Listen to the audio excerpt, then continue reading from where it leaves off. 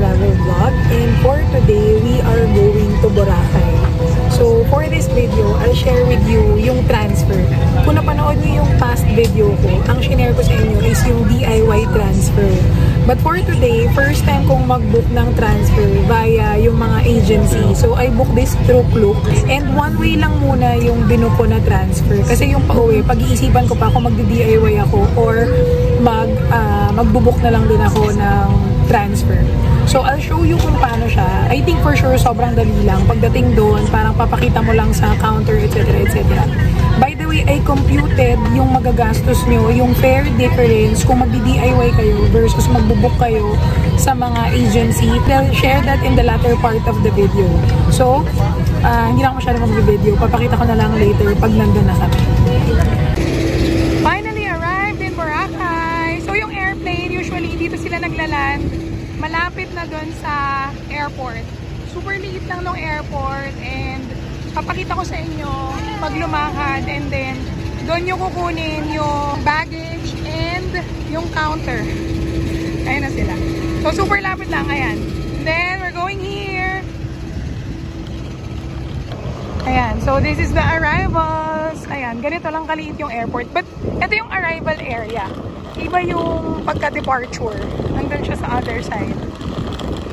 So, when you go inside, makikita nyo na agad yung mga luggages nyo. Kasi nandito lang siya. Ito. Ayan na yung luggage. So, usually pag local, hindi na kami nag-check-in. Kasi, ayan o, instead na tuloy-tuloy ka na, mag-aantay ka pa sa check-in mo, which is matagal. Lalo pag madaming tao. So tayo, diretso na tayo sa exit. Ito yung exit. And then, tuloy-tuloy tayo maglakad. Para makita nyo kung gaano kabilis lang yung paglabas. And, what? Where's Dada?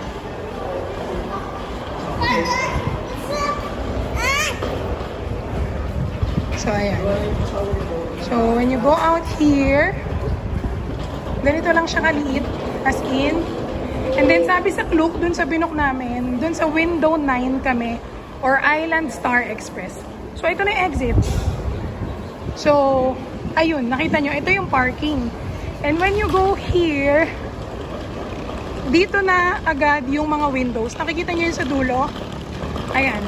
Diyan yung windows, tapos tayo daw is window 9. Pag magdi-DIY kayo, dun kayo sa may left side, pupunta dito sa side na to. So tayo is window 9. Papakita lang natin yung ating Klook voucher. Ayun. Doon tayo sa window 9. Here. Let's see. So ito yung window 9. Tingnan lang natin. So, ito na agad. Binigyan lang kami ng sticker, and now dala ni Kuya. Ito na yung sasakyan namin. Ayan. Ito na agad yung aming sasakyan. Maliit lang coaster. At least. Nice. So, we're here na agad. And I'm not sure kung may inaantay pa kami.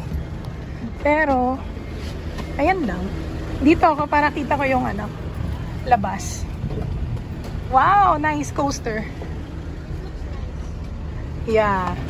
So, yan. Kuya, kung di kami nag-book sa Klook, magkano yung transfer pag dyan kami magbabayad? Itong itong van sa DIY, meron po kasi silang van to port, ma'am, 100 po. 100. Then, support lang po hanggang support po.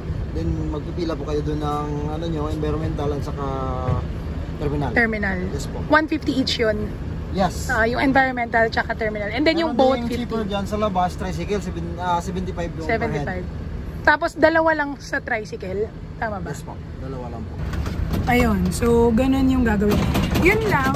I think na-mention ko before, kung gusto nyo panoorin yung DIY ko, nasa past videos ko siya, or kung maalala ko, I'll try to link it below. Pagka kasi DIY, ang madali lang sa DIY ay tuloy-tuloy na kayo. Kumbaga hindi na kayo nagsasayang ng time. Unlike ito, pagka naka-transfers ka, syempre malaki yung ginagamit nila. Like ito, coaster. Swerte kung kami lang talaga at wala nang ibang aantayin. Pero paano pagka mag-aantay ng sobrang tagal para mapuno to? So let's see kung hanggang anong oras yung aantayin nila na flight. Hindi ko kasi alam kung ano yung range ng flight na inaantay nila. para sa mga ganitong coaster. So yan, pero at least ito sobrang presko. Though malamig naman ang hangin ngayon, pero 'di ba, ang sarap, ang komportable ng upo mo. Yung mga tricycle kasi dito, guys, pag nakasakay na kayo sa tricycle dito, ang bababa. Tapos talagang matagtag, kung matagtag talaga, ramdam na ramdam mo talaga yung daan. So ito, first time ko lang din na mag-coaster. Yung previous ko, van.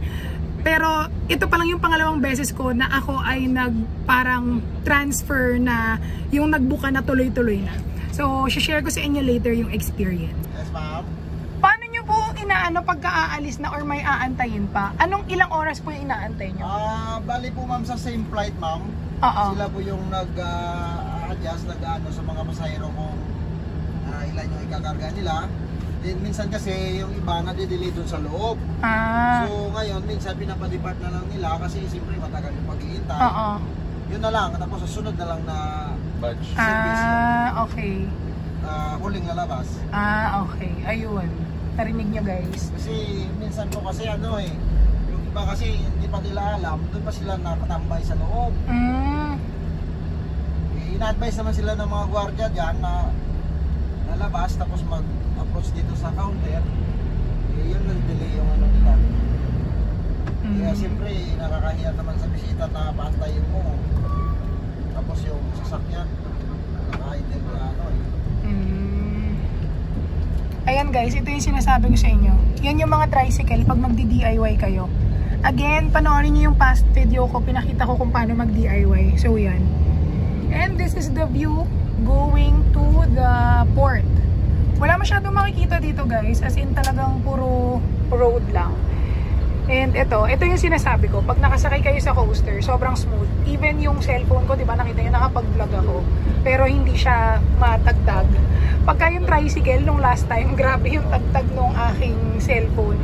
Kasi iba talaga yung daan. And ito din yung maganda. Narinig nyo yung sabi ni Kuya, di ba?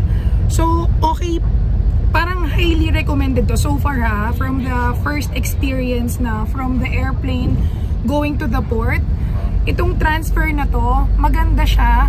Parang marirecommend ko siya kasi hindi nila kailangang punuin.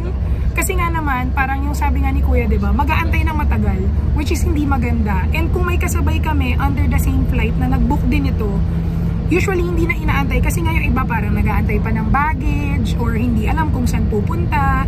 Tapos siguro yung iba nag-aantayan pa. Alam niyo naman maraming ganun, diba? Yung parang tatambay muna, tapos mag-withdraw ng pera. May mga ganong instances. So ito maganda, talagang sinasabi na nila na, o sige, alis na kayo. Wala pa kaming parang mga 10 minutes nag-antay. And ito, aalis na kami, papunta na kami sa port. So after the port, so pagdating sa port, I'll show you kung ano naman yung magiging process pagka baba namin. Ayan, sorry guys, may maliit pala na town dito. May town, hindi maliit na town, may town. So pagkababa namin, galing dun sa airport, konti lang na parang highway. And then ayan, may mga lugar naman na, ayan, in case na halimbawa kailangan yung matulog malapit sa airport, feeling ko meron naman ditong mga rooms. Feeling ko, tignan, ayan o, room for rin, mga ganun. Feeling ko meron naman. Pero hindi nyo kailangang magstay ng sobrang malapit sa airport kasi I believe 24 hours yung mga transfer ng boat. Meron yun. Alam ko, meron yung parang special. Kung wala pa yung sa oras, meron kayong pwedeng rentahan ng mga boat. So, ayan lang yung dinadaanan natin para makita nyo kung gaano kabilis. Parang mga 10 minutes na biyahe to, alam ko. So, yan. Kuya, maraming tao ngayon? Okay naman po, ma'am. Marami naman po. So, this is the way. Ayan, ganyan kami pag nagta-tricycle. Isa yung nasa likod, tapos yung nasa harap. Tapos yun pala guys, pag nag-tricycle kayo, dalawa lang yung maximum sa tricycle. So, for example, group of 3 kayo. Kami group of 3, pero dahil kid yung isa, may napanood ako isang video na parang pinayagan na sila na 3 sila. Pero kung group of 3 kayo, and then puro pare-pareho kayong adults, so yung dalawa sa isang tricycle, and then yung isa, kung ayaw nyo na may kasabay na iba, babayaran niya ng buo yung tricycle. So ang per head sa tricycle is 75 pesos. So pag dalawa kayo, 150. Now, kung 3 nga kayo, yung isa ayaw niya nang may kasama, 150 pa rin yung babayaran niya. As in the full price of the tricycle. Unless willing siya na mag-antay ng isa pang kasama para dalawa silang mag-share dun sa 150 na tricycle. Pero hindi, 150 full yung babayaran. So, ganun siya. Okay guys, andito na agad kami sa port. Ayan, ito na yung port. Jetty port to kuya, no? Yes, ma'am. Oh. So, umalis kami ng 4:46 PM. 4:55 na ngayon. Ayan, wala pang 10 minutes, 9 minutes. So, syempre, hinto pa. So, around 10 minutes talaga yung biyahe. And may traffic pa nun na kasi may ginagawa sa daan. Pero, ayan, ganun lang talaga siya kabilis. And ayan na yung mga boat. Ayan, ganyan yung mga sasakyan. So, let's see. Sunset na. Nice. Di na namin naabutan. Hapon kasi yung flight namin. Tapos na-delay pa si Sebak. So, ayan. Daming tao. Ayan. So, pagbaba mo pala, pag nasa port na, may mag-a-assist. Ayan. Hello. May mag-a-assist sa inyo agad. Ready to welcome you para alam nyo agad kung ano yung next step. So, ayan. Sila na din yung nagbababa ng luggage namin. Then, dadalhin na nila kami sa... Sir, dito na po tayo. Ayan. Huh? Pagka summer, dito yung port. Pagka habagat, dun sa isa. So, ayan. O, diba? Ito yung maganda pagka may nag-a-assist. Sunod ka na lang. Pagka tamad ka at ayaw mo mag-isip kung anong gagawin mo, ayan. So, dadalhin lang kami sa Island Star Express booth. So, hindi nyo kailangan hanapin. Hindi kayo matakot kung ano yung next step. Kasi nga hiwa-hiwalay. So, mag-aantay lang muna dito. So yan, nag-fill up lang ako ng name. Then si kuya na yung gumagawa ng iba. Yung madami niyang ginagawa. Yan. So yung nabook pala namin sa Klook is under Island Star Express. Yan. So sila na yung nag-aayos and then we just have to wait. May waiting area naman sila. Ayan o, may mga upuan dito. So mag-aantay lang daw muna kami dito for 5 minutes lang naman daw. Kasi nga, si kuya na yung nag-aayos ng lahat nung bagay. Kumbaga, pinilapan niya kami and siya na yung nagpunta doon para magbayad ng mga fees, etc. etc. Sundan na lang daw natin. Mateo, hold dada. Ayan. So, susundan lang natin si kuya and tuloy-tuloy na tayo sa may entrance. So, I'll show you tignan nyo kung gaano karaming tao. Lalo dito sa Jetty Port, na-experience ko na eh. So, ayan, may mga waiting pa dyan. And then, ito yung pila. Pagka magre-register kayo, verification yan. Yung mga bayad sa terminal fee, environmental fee, and boat fee. So now, nilalampasan na natin siya dahil nga nag-book tayo ng private transfer. So yes, mas mura mag-DIY. Pero yung binabayad mo kasi is yung convenience na susunod ka na lang, dadalhin ka na lang nila kung saan yung sasakyan mo. So, ayan. Ang laki ng mister ko, hindi makita yung daan. Ayan. Ito. Okay. Ayan. So, dito tayo dadaan. And then may mga travel agency dito pagka may activities kayo. Ayan. So, sinusundan lang namin si kuya, di ba? Super dali lang. And then, when we enter here, si kuya na rin magbibigay nung lahat ng aming sasakyan. Ayan. So, mag-wait lang dito sa gilid. Ayan, dito. Okay. So, sinusundan lang namin si kuya. Pero, di ba dun sa airplane to the port, kami lang. Pagdating sa port, may mga iba na kaming kasama. Siguro kasi, mga nag-DIY, and then, malaki kasi yung boat na sasakyan. Hindi siya private na parang speedboat. Ganyang boat pa rin yung sasakyan. So, dito tayo sasakay. And then, ayan, eto. Si kuya. So, ayun. Kami. Ito. Dyan. Ito yung boat. Ganun pa din. Let's go na. Let's go na. Here. Mommy first, anak. Para you hold my hand. Ha? Here, hold my hand. You have to hold my hand. Hey, vlog pa more. Vlog pa more pag ikaw nalaglag. O, sige. Sige, push mo. Very good. Ayan, dito tayo. 29, 30, 31. Ayun. Sit here. Beside here. Here. Ito. Dito anak.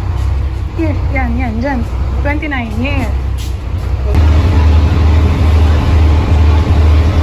Ito namang boat guys. Wala pa to. Para mga 5 minutes. So, ayan. Medyo maalon. Pero mabilis lang to.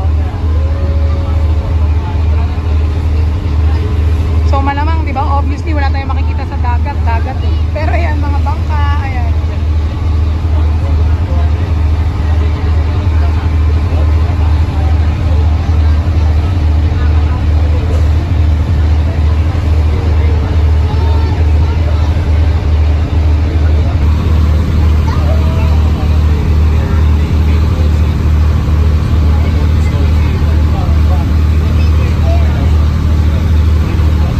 Ayan, so nandito na kami. And ayun yung mister ko, naiwan pa. Ayun yung bangka namin. Yeah. Ngayon, wala lang. Yung Island Star Express, hindi ko alam saan kami ini-meet. Naantay ko lang yung mister ko para... Ayan. Okay. So yun lang, pagdating dito sa boat, hindi ko na alam kung saan kami pupunta. Wala nang nag-meet sa amin. Okay, so medyo... doon, hindi natin alam. Although, alam ko naman yung pa-exit. Isa lang naman kasi yung way ng exit.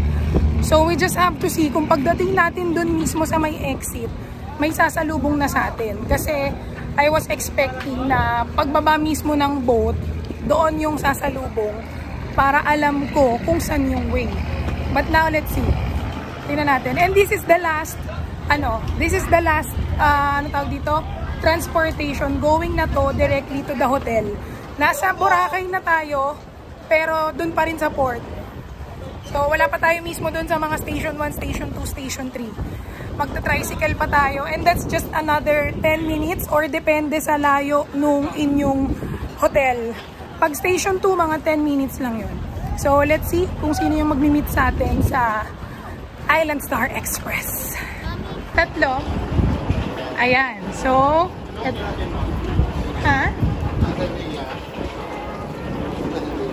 ayan. So, eto, dito pala may magmi-meet sa inyo. Pag nandito na sa may pinaka-exit,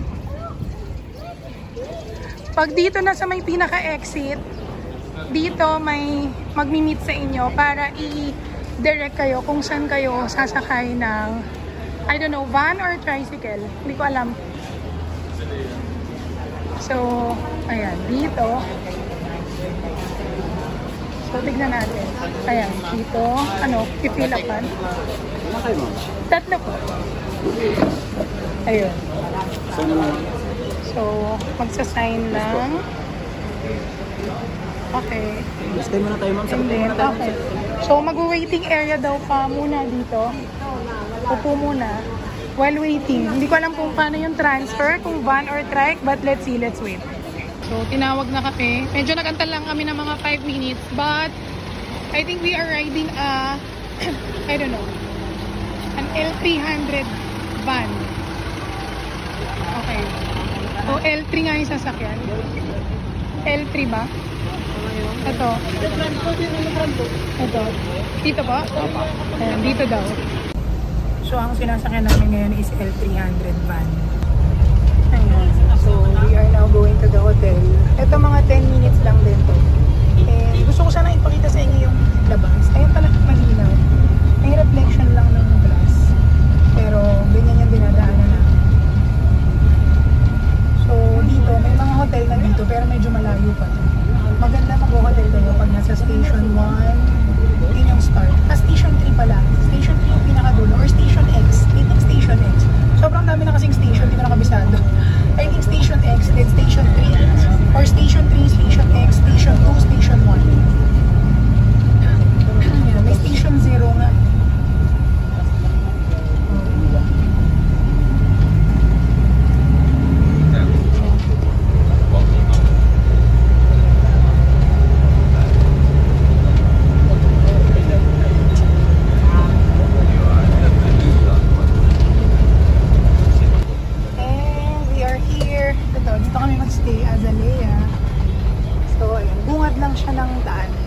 So, pag magta-tricycle, ayun lang. Ayun na may mga tricycle na. Yan lang yung Azalea. May Kuya Jay, kung natatanaw niya.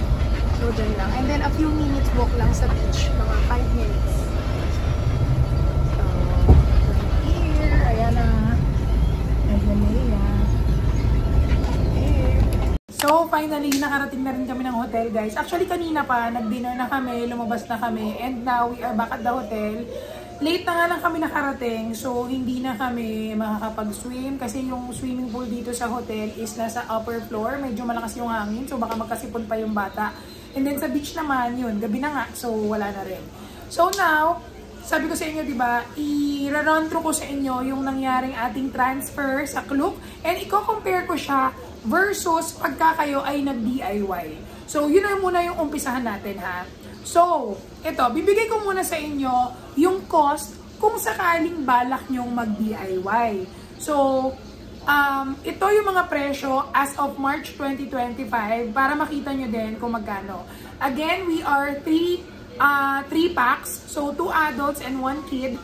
6 years old na yung bata, so may bayad na talaga siya. Yung 5 years old and below, yung free. And yung anak ko, since malaki talaga siya, parang kailangan na rin talaga siyang bayaran. Parang feeling ko kahit 5 years old siya, kailangan na rin talaga siyang bayaran kasi malaki talaga siya at kailangan niya talagang mag-occupy ng space para hindi hirap. So anyway, pagka from airport to the port, ang babayaran nyo pag DIY is 100 each pagka kayo ay magbaban. Now, pwedeng mag-tricycle, which is sabi ko nga sa inyo, 75 pesos. But then, hindi kasi magiging comparable pagka ang nilagay kong presyo dito is yung sa tricycle. Kasi yung sinakyan namin, di ba, is coaster. So, hindi siya magiging apples to apples. So, ang ibinigay ko sa inyong price is yung van. That is 100 pesos each. And then, yung terminal fee pagdating nyo sa port is 150 per head. And then, the environmental fee is also 150 pesos per head. And then, yung boat ride naman is 50 pesos per head. And pagdating nyo na dun sa port, papunta na ng hotel dito sa Boracay mismo, kung hindi ako nagkakamali, ang e-trike is 150. Ito na yung pinakamababang nilagay ko. Kasi kung hindi ako nagkakamali, yung last time, 200 yung siningil sa amin. So, check nyo na lang. Pero yung safe na lang na price yung nilagay ko dito, yung mas mababa. So, 150. Now, yung DIY, kung imumultiply ko yung lahat ng presyo na yun sa tatlo, dahil tatlo kami, di ba? Ang magagastos namin ay 1,500 pesos. Yan yung magiging rate ng aming DIY transfer. So, ngayon, magkano yung binayaran namin sa Klook? Ang binayaran namin sa Klook, guys, is 1,750 pesos. So, may mga discount yan, di ba? May mga voucher naman dyan, ganyan. So, 1,750 pesos. That's 250 pesos difference for the convenience. Yung 250 pesos na yun is yung convenience yung binayaran mo, di ba? So, nakita nyo naman, wala na talaga kaming inintindi. Talagang hindi na kami naghanap ng kung ano-ano. Sumunod na lang kami. Pagkapunta namin din sa window, pagkalabas ng airport, binigyan kami ng sticker, tapos tuloy-tuloy na. Coaster, boat, tapos yung L300 papunta ng hotel. Diba? So, talagang smooth yung kanyang proseso. Now, ano yung masasabi ko na medyo cons lang pagka kayo ay nag-transfer na gano'n? Yung time, medyo nasasayangan ako sa time. So, ang kapalit naman is yung time na pwede nyong masave kung magdi-DIY kayo. So, bakit? Kasi imagine, nakarating kami ng Katiklan Airport, nakababa kami kasi naglalakad kami, mga 4:30 PM. Nakarating na kami dito sa hotel ng mga 6 PM. Guys, nung nagdi-DIY ako before, inaabot lang ng around 40 minutes yung biyahe namin mula airport hanggang hotel na mismo. Now, kung hindi issue sa inyo yung time, then I think okay lang na mag-transfer kayo. But 40 minutes versus yung biniyahe namin na parang 1.5, that's a matter of ilang minutes na difference. 50 minutes, almost 1 hour, diba? So, kung sa inyo, hindi issue yon na masayangan kayo ng 1 hour, then okay lang mag-ano kayo, diba? Yung mga transfer kayo na binubook na, kumbaga nakaayos na. But, kung kayo ay nagmamadali, kumbaga ayaw nyo nung nag-aantay, kasi di ba nakita nyo dun sa video, may mga times talaga na nag-aantay kami, kasi parang inaantay yung mga ibang kasabay, mag-DIY kayo. Kasi guys, sobrang dali lang naman din talaga mag-DIY eh. Hindi kayo mahihirapang mag-DIY. Kasi pagdating nyo lang din sa airport, nandun na, di ba pinakita ko sa inyo, lalabas na kayo agad. And then, pagdating nyo ng port, magbabayad lang kayo ng mga terminal fee, nandun na lahat, nandun yung mga booth, may step-by-step process yun. And then, pagdating nyo ng port, papuntang Boracay Hotel, ang dami ng e-trike paglabas nyo doon. So, talagang sobrang dali lang, guys. Okay, so ako personally, guys, dahil may kasama kaming bata, no, mas prefer ko tong transfer na nag-assist na sa amin lahat. Kasi kumbaga wala kaming iniintindi. And ako, bilang nagbe-video ako, no, parang mas madali din for me kasi nahahawakan ko yung video without having to worry na, oh wait lang, mag-fill up lang ako, oh wait lang, magbabayad lang ako environmental fee, terminal fee, etc. etc. Kumbaga lahat kami nakarelax. So I think yung pagbubook ng mga transfer, advisable siya kung may mga kasama kayong bata, kung may kasama kayong mga PWD, may kasama kayong mga senior. But kung kayo ay mga bagets pa, mga grupo ng mga teenagers na gusto lang mag-enjoy, marirecommend ko sa inyo mag-DIY kasi masaya siya, guys. Madali lang siya, mas mabilis siya, makakasave kayo ng time, makakatipid din kayo, but syempre for a little amount lang. Yun, depende talaga kung anong type ng traveler kayo, kung sino yung mga kasama nyo, at kung ano yung mas importante sa inyo. So yun, sana nagustuhan nyo itong video na to, sana nakatulong sa inyo, and kung nagustuhan nyo, please don't forget to like. I'll see you again until the next one. Bye-bye!